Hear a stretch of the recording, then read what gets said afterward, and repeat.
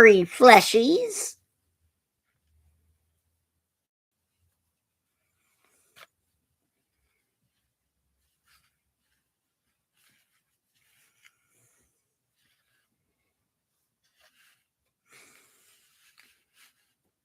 I was all ready,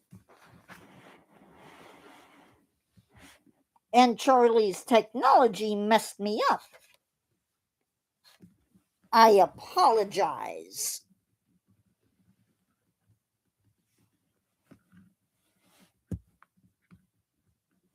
I don't know if there's anybody in.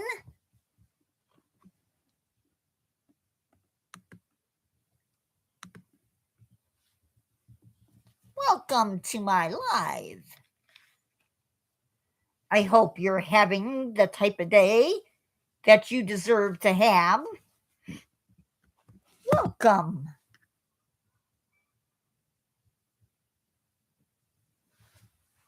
Don't mind me.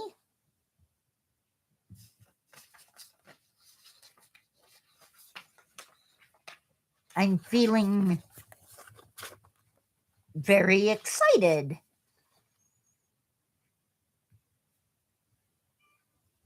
Let's see.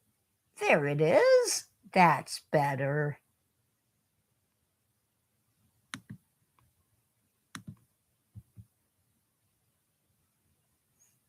Now let's see.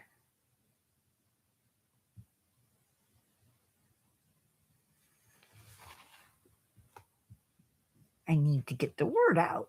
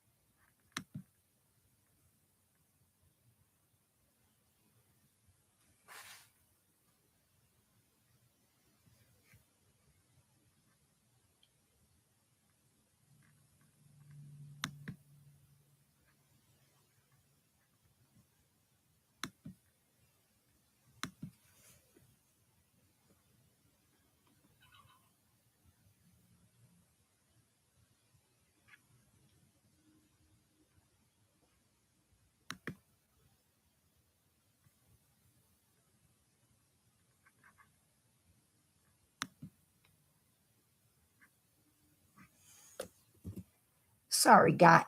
Sorry. I had a spirit frog in my voice.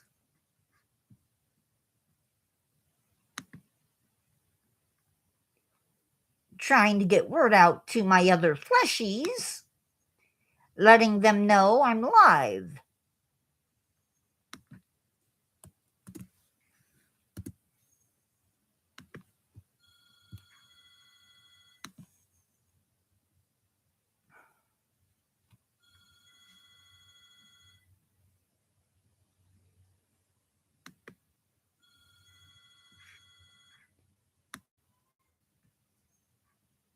Hello, Upgrade. 1 second while I silence that infernal machine. Better yet, it went to voicemail. Can you hear me okay?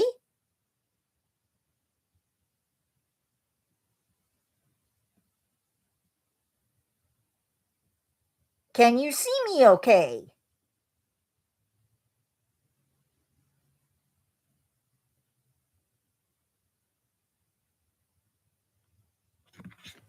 I had to change my spot. Good, good.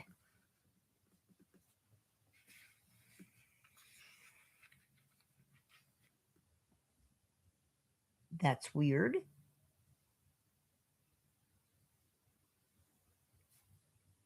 You can hear me twice? Or just that you're answering twice?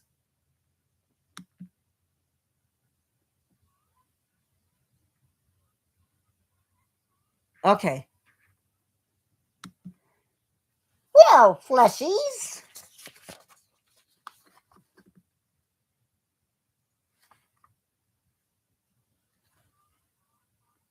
Let's see.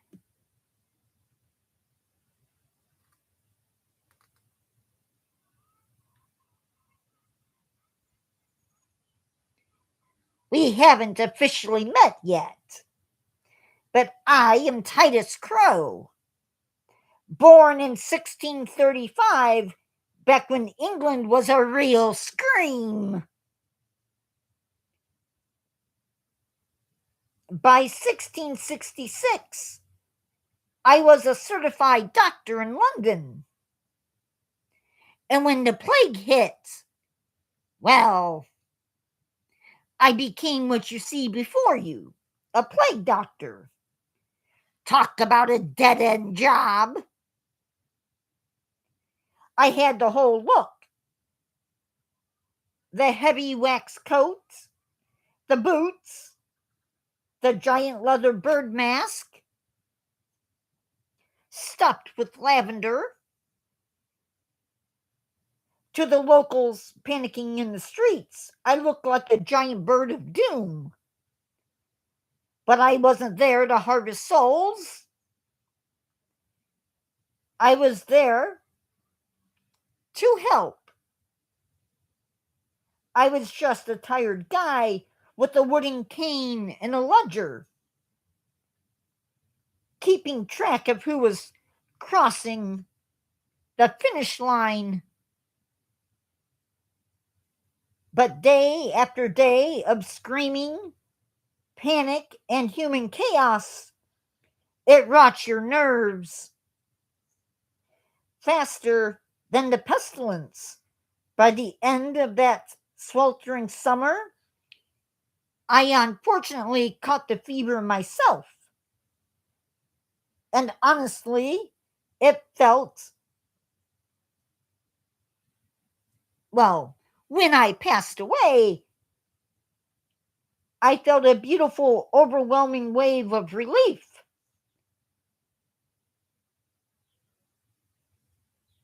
Finally, nobody was asking me for medical advice anymore. I didn't want to die, of course. At least not in a crowded room. So I took my ledger and I walked into an old churchyard, slumped against a tombstone, and took an unintentional nap.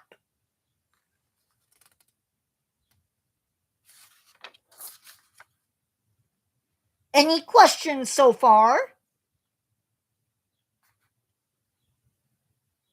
I will say I'm a little lagged on my end.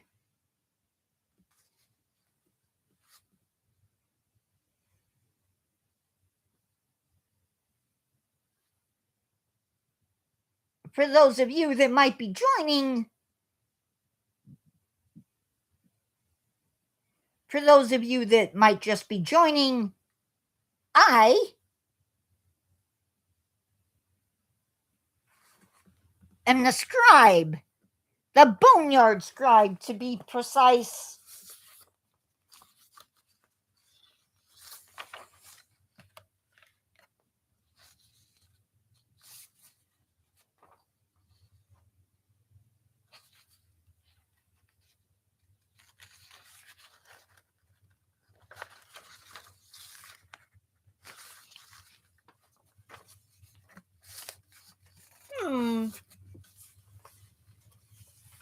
Give me a second.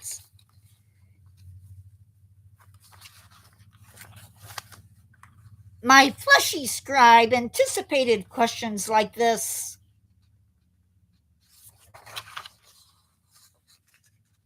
So, first off, was I married? Because obviously that's a good place to start. And here's my answer. Looking for romance in a boneyard? How terribly optimistic. Yes. Once, a lifetime ago, there was a ring, a quiet chapel, and a woman who was entirely too good for a man obsessed with the sick and dying. But in London in the 1660s was not a place built for happily ever after. The pestilence doesn't care about wedding vows. When the disease entered our home, my medical bag couldn't save her any more than they could save the beggars in the street. I held her hand until it went cold, and then I went back to work. Love is a fragile, fleeting thing, my friends. Soil, however, is permanent. Did I have kids, which obviously is a part of your family? Yes. As if the answer doesn't carry the weight of 100 pounds of churchyard soil. Yes, I had kids, 2 of them. A boy with his mother's eyes, and a little girl who used to laugh at the ridiculous shape of my mask. And do you want to know the ultimate joke of my mortal life? I was one of the finest physicians in London. People paid me to keep the reaper from their doors. But when the fever took my own house, all my learning, all my medicine, and all my desperate prayers couldn't stop the black spots from spreading across their skin.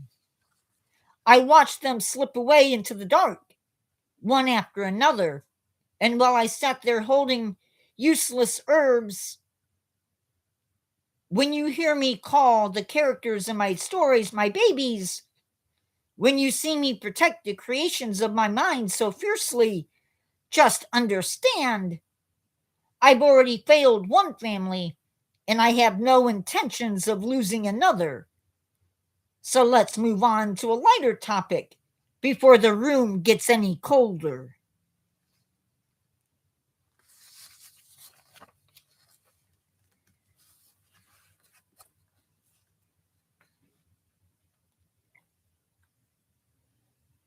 Now I know what you're thinking. Titus, if you're a 17th century English ghost, why do you sound like an American? First of all, mind your business. Second of all, history lesson. Back in the 1600s, people in London actually didn't quite speak. Hello, carry me through. It's good to see you. I just got done explaining if I had a family or not.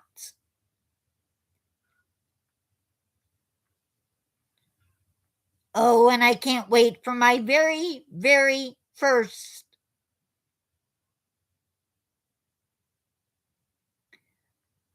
By the way, I'm sorry, my brain is a little bit scattered. It's okay. Fleshies have to eat sometime. By the way, Upgrade, I took your advice. No, they haven't been. I don't have moderators quite yet on this one. It's too new.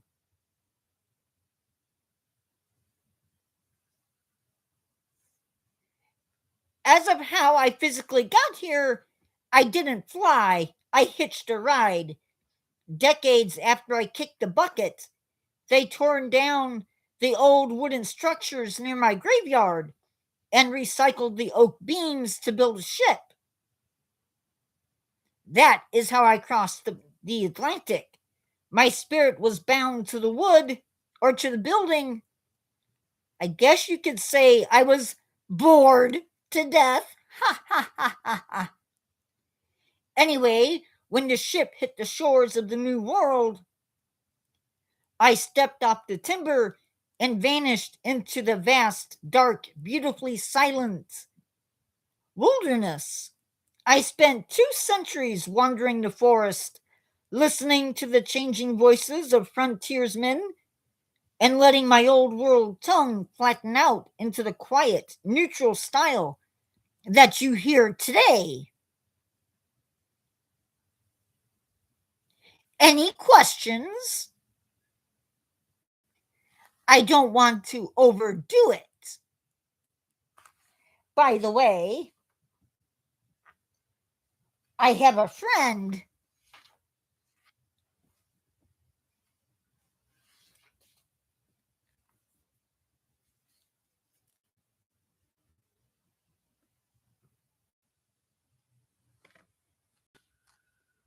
It's lagging a little bit on my end.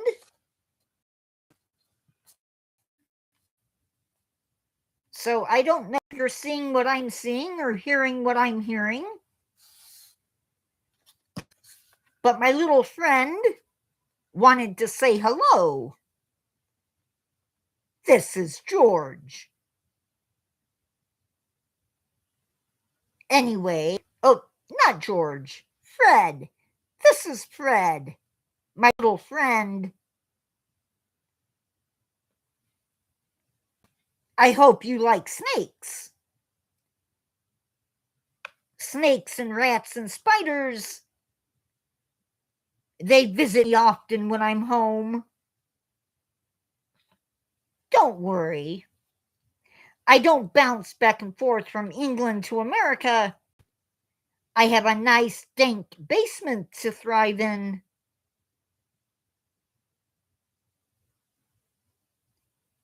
I admit this is a little strange.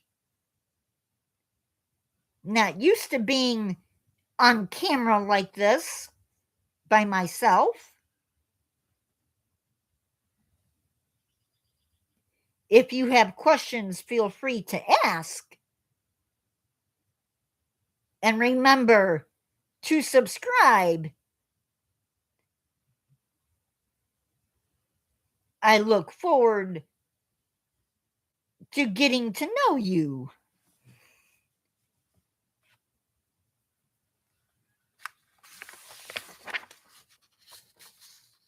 Let's see.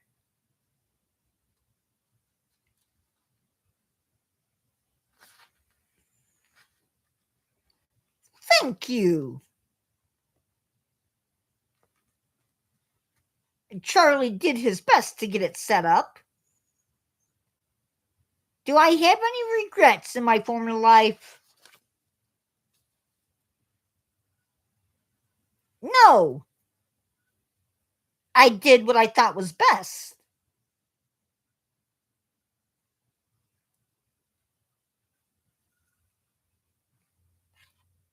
I did what any doctor would do, try to save lives. Of course, it didn't exactly go over very well. Actually, D-Man, I do have one regret.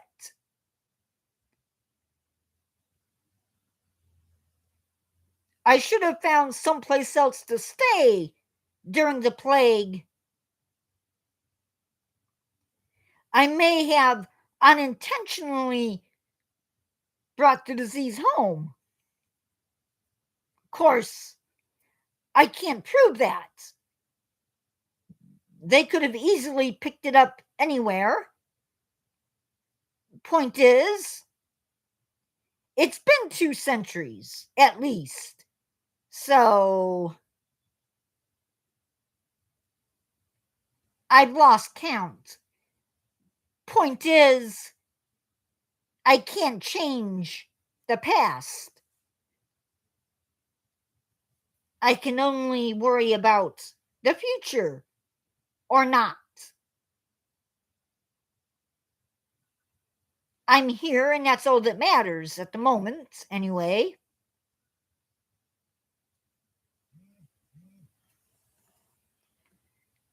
Charlie likes to let me rest in between all of this stuff.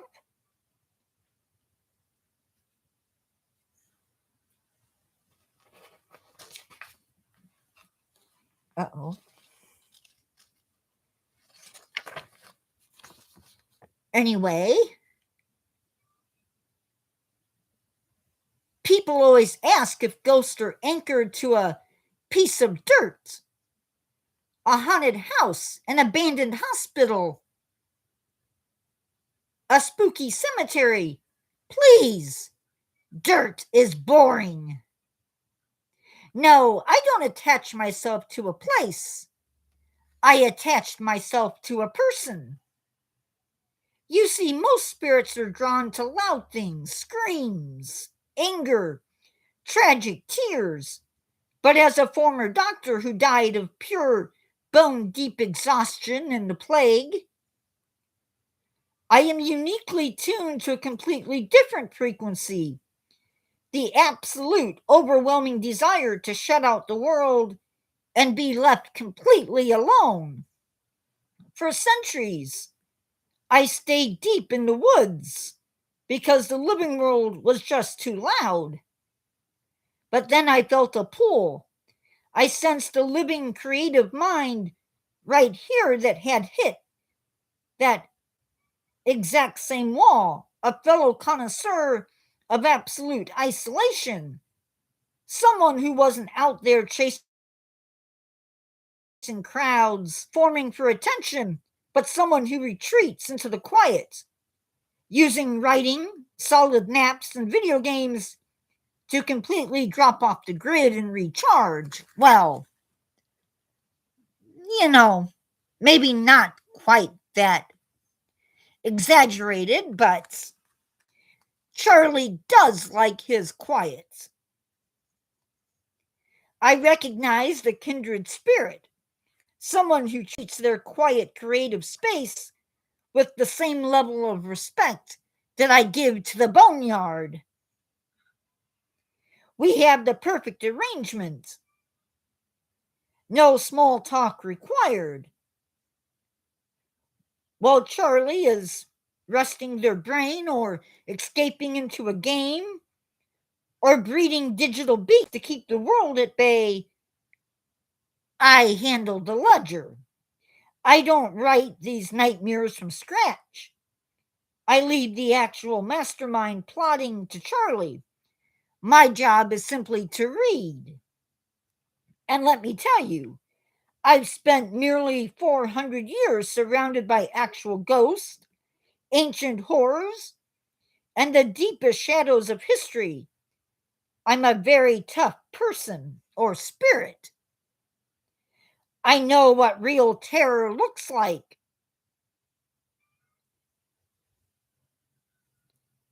But when I read these stories, they hit a chord so uniquely spooky, so perfectly atmospheric, that they actually make a dead doctor's blood run cold. Sometimes, anyway. So I stay.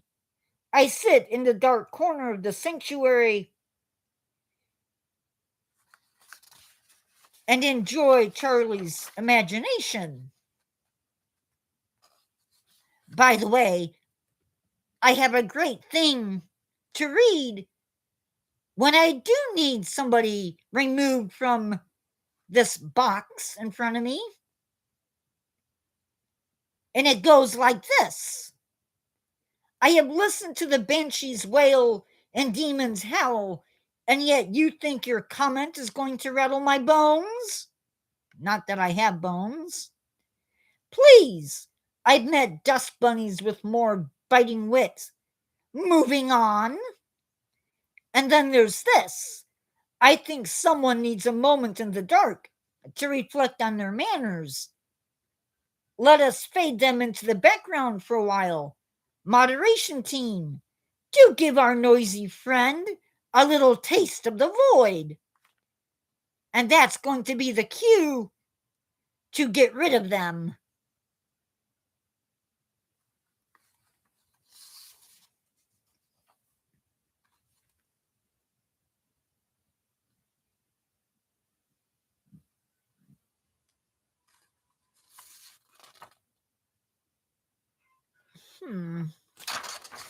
I seem to have lost my page.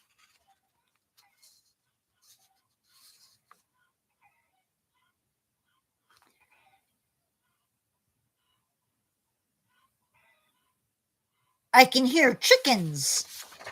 I don't know how Charlie does it.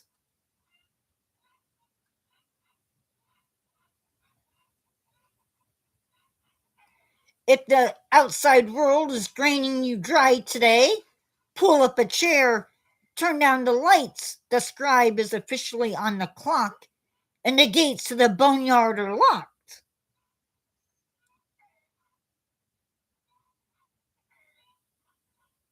Until next time, keep the lanterns lit. I've got some reading to do. Now, I do have some questions that Charlie made up with the help of a friend. I can go through those with you if you wish.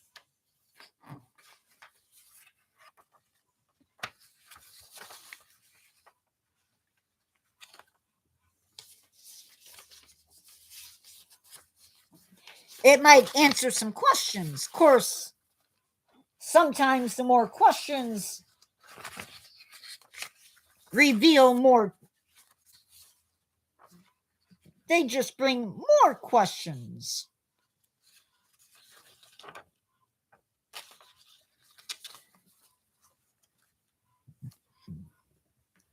I don't know.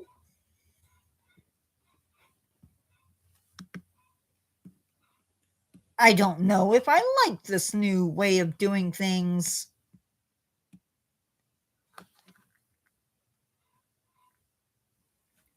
Are you having fun, Fleshies?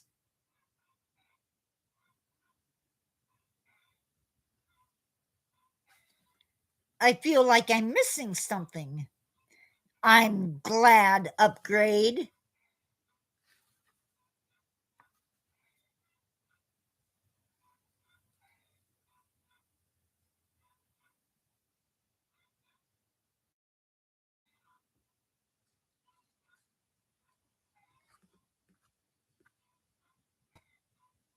Did I have a favorite graveyard back in London? Or is the place that you're at now better? English soil has centuries of practice at hiding on the secrets. The churchyards there are crowded, heavy, and delightfully miserable. But there's a certain charm to an American yard. The people here are so loud, which makes it more entertaining when they suddenly go silent. Though I do occasionally miss the cobblestones. You know, they wash the blood away. Much cleaner than grass does. Did I live in London during the Victorian era, or is this just an act? An act, my dear listener? First off, I wasn't in London during the 1800s. So,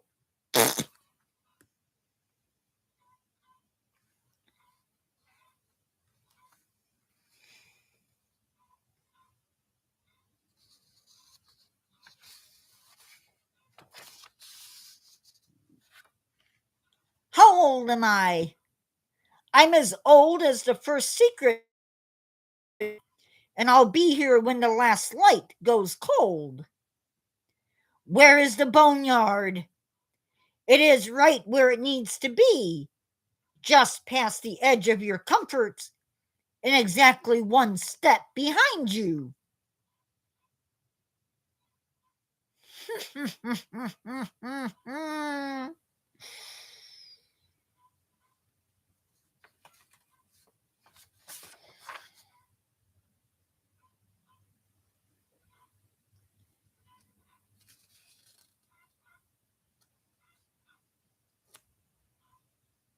Let's see. Am I a ghost? What a fascinating question from someone whose pulse is beating so rapidly right now. Tell me, do I feel alive? What's the noise behind you? You're worried about the noise behind me? I would be much more concerned with the drafts currently moving through your own hallway at the moment.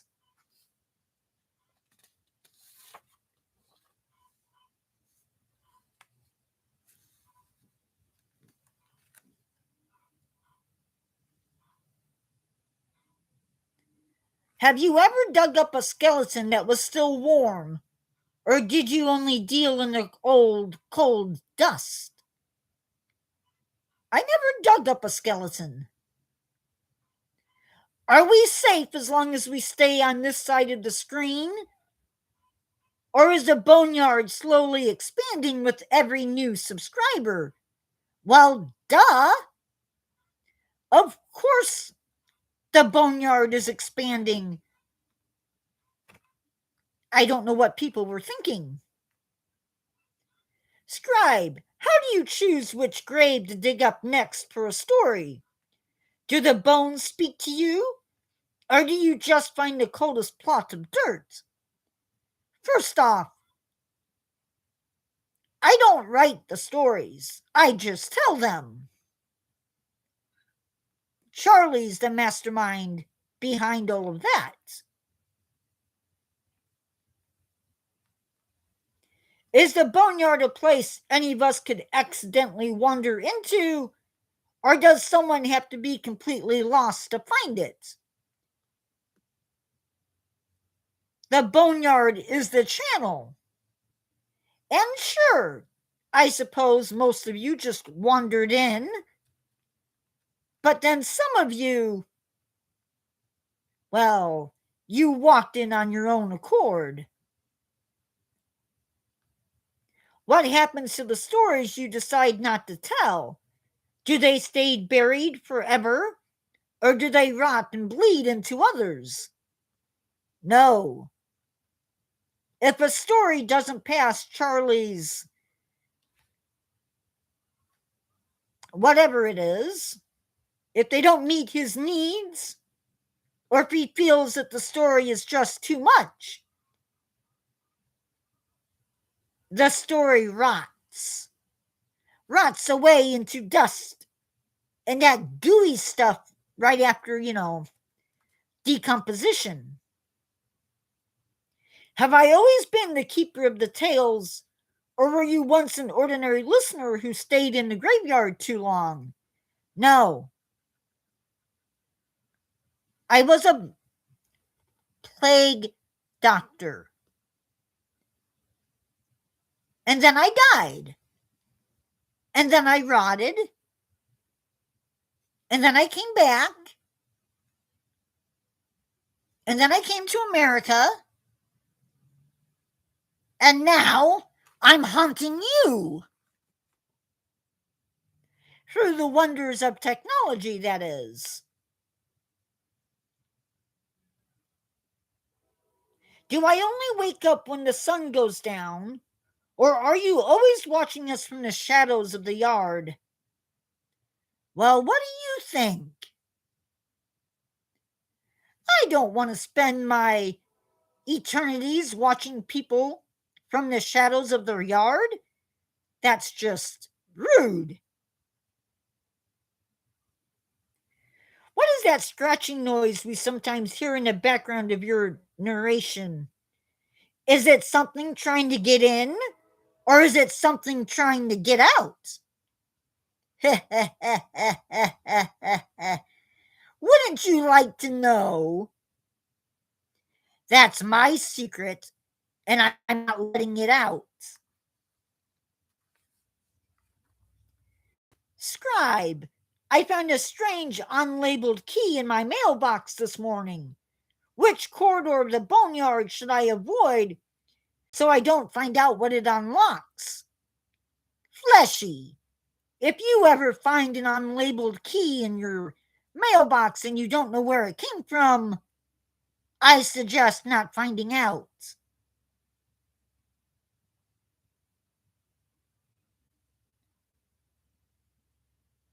If a listener leaves a token at a crossroads, will you exhume a story just for them? Or do you only take payments and secrets? I don't accept payments. What's the best way to keep things from your story from following us home after the video ends?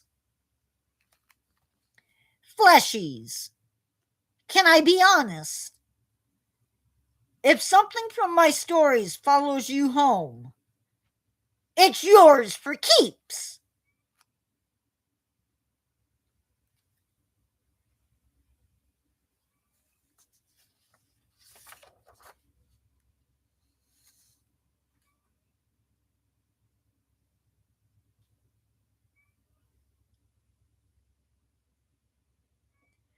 Do you have to write your spookiest scenes in the dark?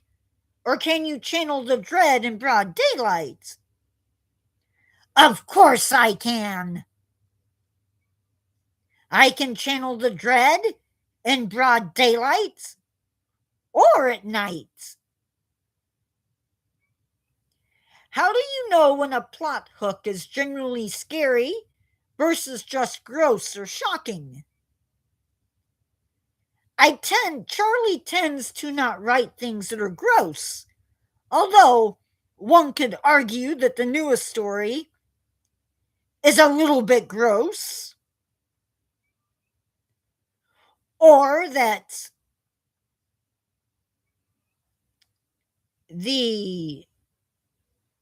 some of the other stories have also been a little bit gross. But in the long run, it's all for fun. Has a character or plot line ever given you nightmares after you put them on the page? Please! As if a story or a plot line has ever been scary enough to give me nightmares. No. And Charlie, for the record, loves his babies. And they don't bother him at all.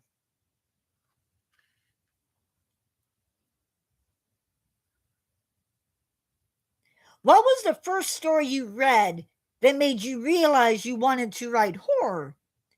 I asked Charlie this question, and you know what he said? He said Dracula. The only thing following me are the nightmares. Upgrade. Thank you. It's nice to know that the stories are causing such good emotions in people. If the BoneYard Scribe could collaborate with any classic horror author, living or dead, who would I choose to write with? Easy. Bram Stoker and Mary Shelley. What scares the scribe?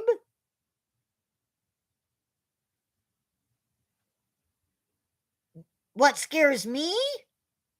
I'm dead. Nothing scares me. Now, Charlie, on the other hand, may come across as super brave, a little bit weird, and maybe even uncanny, but trust me, you don't want to enter his mind. It's a very scary place for sure. Did I ever meet Queen Victoria? No. I died in the 1600s.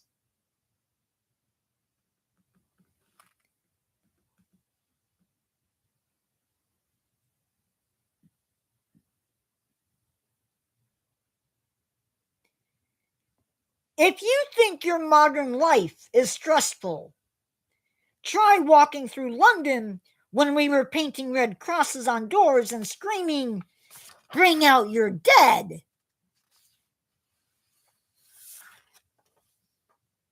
Now that was stressful.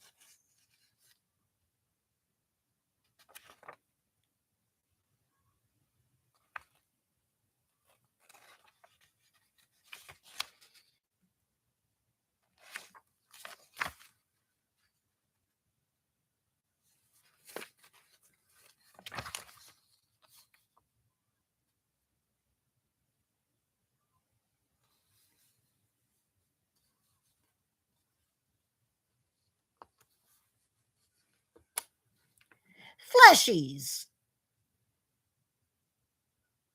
What is one rule a visitor must never break if they happen to hear your voice calling from the woods at night? Fleshies, can I be honest? If you hear my voice coming from the woods at night, your biggest problem is being out of the woods at night. Second, if you do hear my voice calling to you from the dark, you need to run, Fleshies. Run far, far away. Because I will never call you from the dark.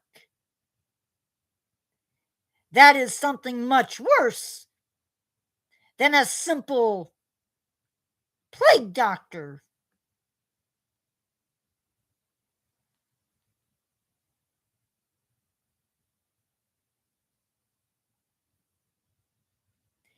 If we start seeing the same reoccurring character in different stories, does that mean they've escaped their grave and are hunting for a new one? No. Charlie doesn't repeat characters for the most part. Although,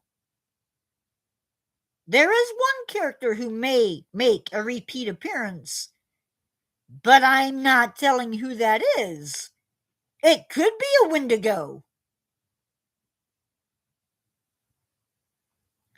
Charlie has promised me he will not write about Wendigos. There's just some things that mortals shouldn't deal with, and that's one of them.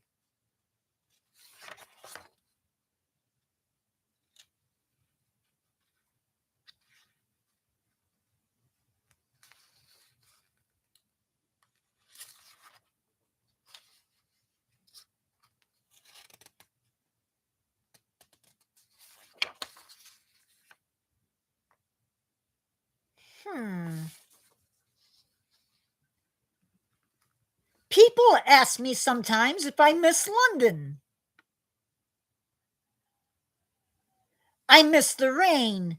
American rain is too loud, too aggressive.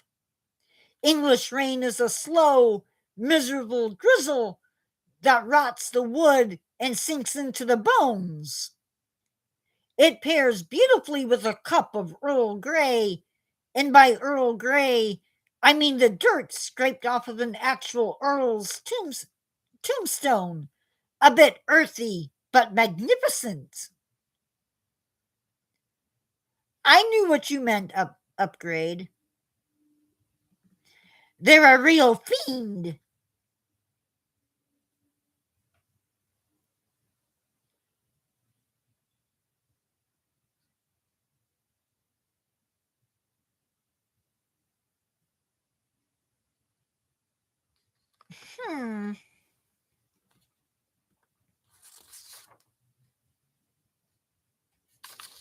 Well, Fleshies, I hate to say this,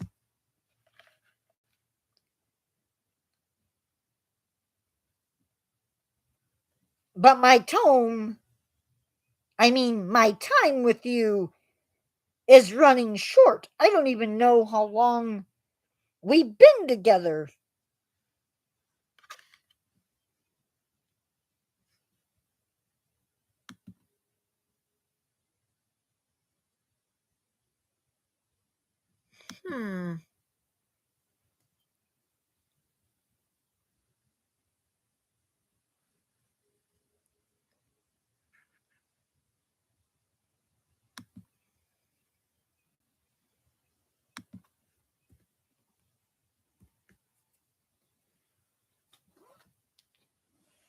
Anybody know how long we... Oh. I've been good. We have 10 minutes, Fleshies.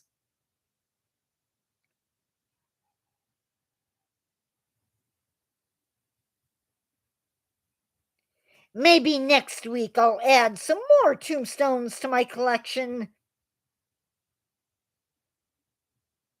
I already have 3.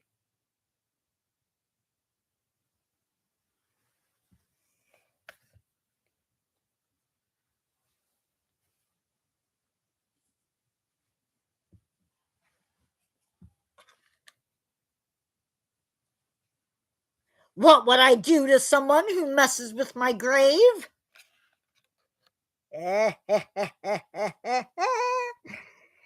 I think I would invade their personal space.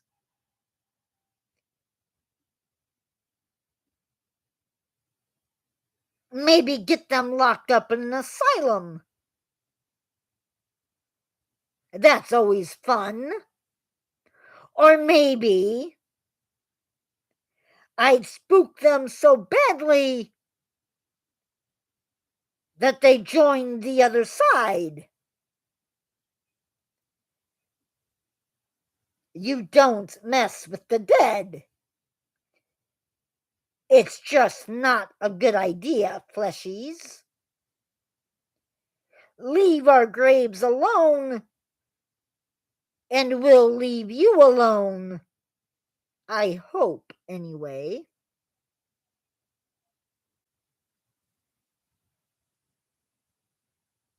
I really was expecting a bigger crowd, but I assume that'll be coming.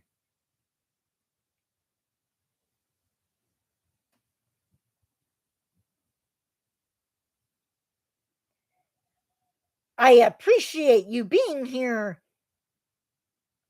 It's been a ball.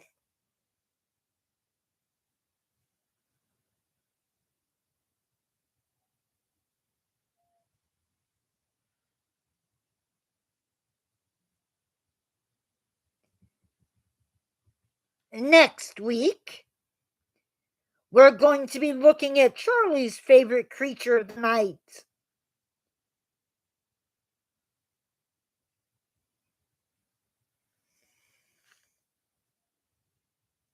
Have I met any celebrities in the afterlife? Charlie Chaplin once.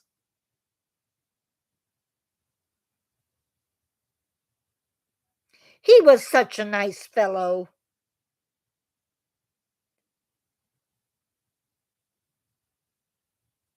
I don't get out much, though, anymore. I become a real dead body.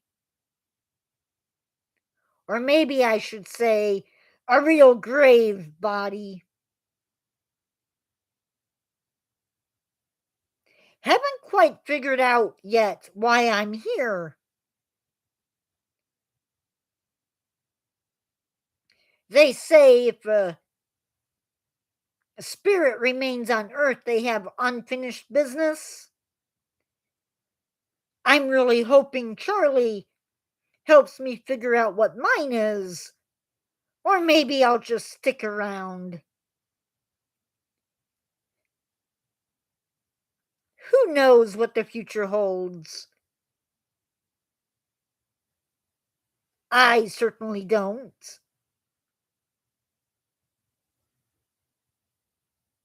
Sorry I couldn't do any better with the celebrity thing.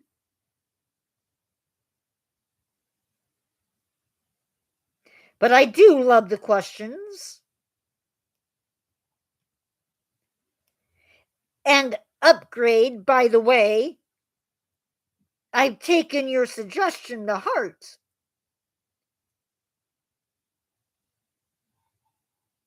You told me that I could be a little bit more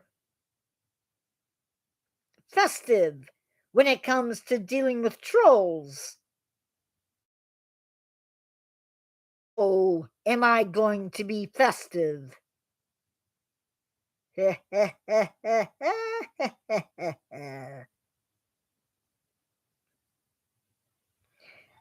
need to learn a laugh.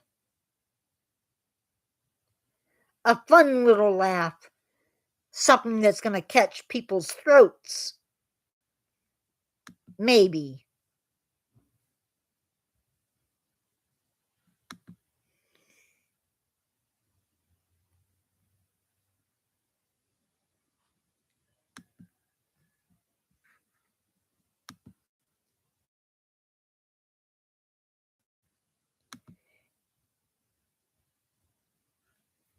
Anyway, Fleshies, we have 5 more minutes.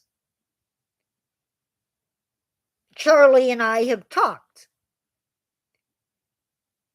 And we'll be going live, at least for now, Thursdays at 1 o'clock.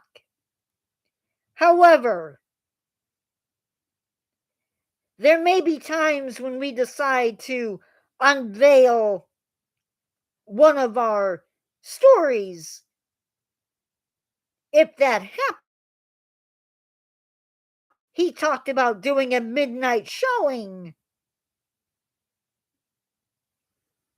Would that be something you might want to do, Fleshies? Or is that much too late? Of course, I'm free whenever, but you may not be. And what fun is it to be online and not have your fleshies with you? Let me know, fleshies.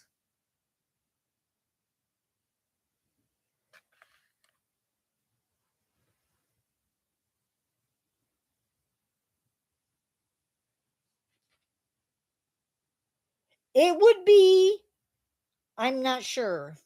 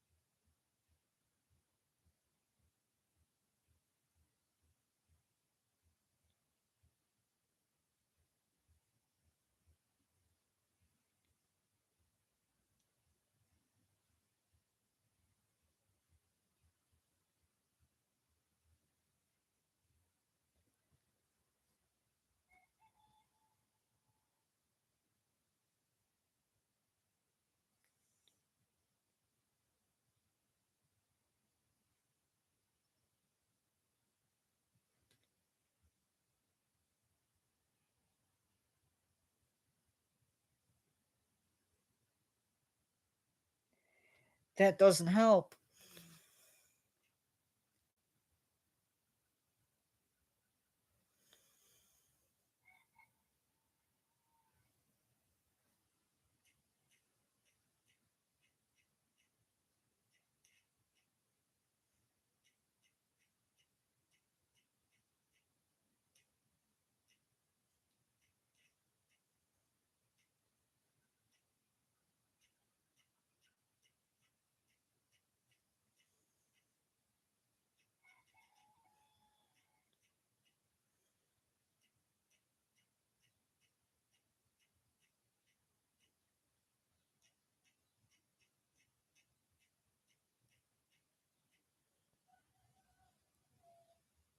Six a.m.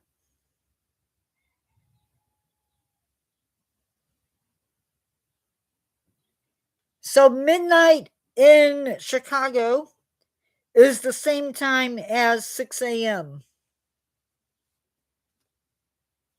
It'd be 6 a.m. upgrade. Sorry for leaving character, but sometimes a ghost has to be a ghost, and sometimes, well, you get the idea.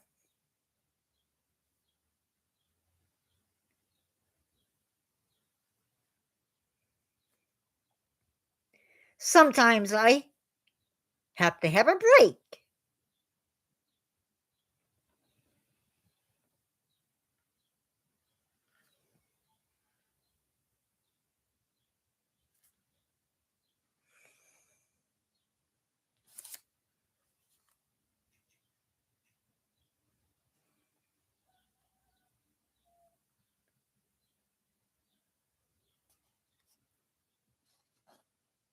Did I answer your question, upgrade?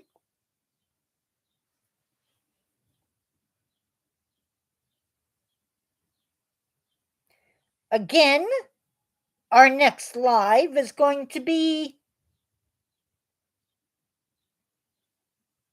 at 1 p.m. Central Standard Time. And the topic is one that you can, well, it's one that somebody can sink their fangs into.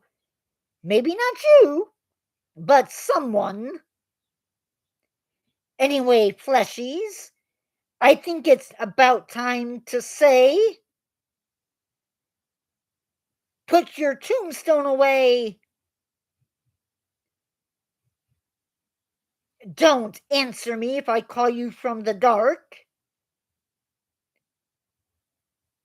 And have pleasant nightmares, Fleshies. I'll see you in the next one. Goodbye, Fleshies.